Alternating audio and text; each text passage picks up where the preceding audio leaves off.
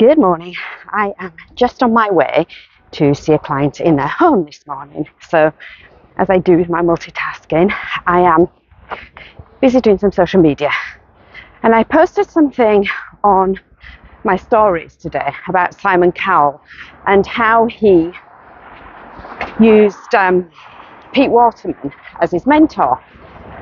And that's pretty standard. Anyone that's successful always has learned from someone who's been there, done it 1,000 times, and they know the shortcuts so that you end up saving time, money, energy, emotional turmoil by getting where you want to be faster.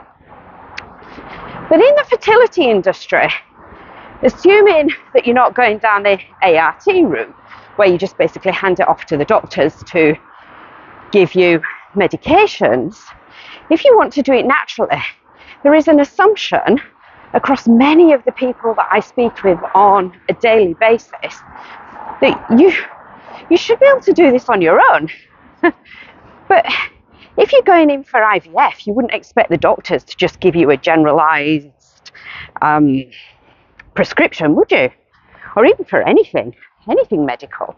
You wouldn't say, okay, well, that person next door took this amount, so I'll just do the same thing. Sure, it'll work. It must work. That person on Instagram says it will. You would never do that. So, well, I'm assuming you would never do that. So why would you do that when you're using natural? Because what you're doing is you're just throwing the kitchen sink at it. It's like baking a cake and you've got all the ingredients, or too many ingredients, and you just throw it all in and hope for the best. You would just end up with like some kind of chocolatey gunk. That's kind of what's going on in your body. So if you don't know your root cause problem, then the issue is you haven't got that recipe. So you're just throwing everything in. You throw in the kitchen sink at it. It's not doing any good. Here's the thing, very often it's doing you damage. Because, for instance, if you are of the mindset that, oh, if I just lose a little bit of BMI, everything will be fine, change my diet, do a bit of yoga, that kind of thing. That's all cool. But have you thought about what happens to your body? Have you thought that in that instance, you might be running your body at a deficit? Now, in like a calorific deficit, for instance, because you're trying to lose weight, you're trying to get your body to burn fat that it would otherwise be storing for energy. So you don't have that energy to grow a baby. You don't have that bandwidth.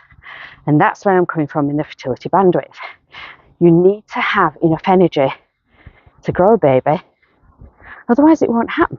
There's nothing there to grow it because that's all being used for daily living. And that's just a tiny example. And don't forget, it's never just one thing. Never just one thing. There is always a multitude of different issues that we're working with all at the same time. But hopefully that gives you an idea. I'm out of breath from walking up those steps. So yeah, take that away, do with what you want, but hopefully it helps.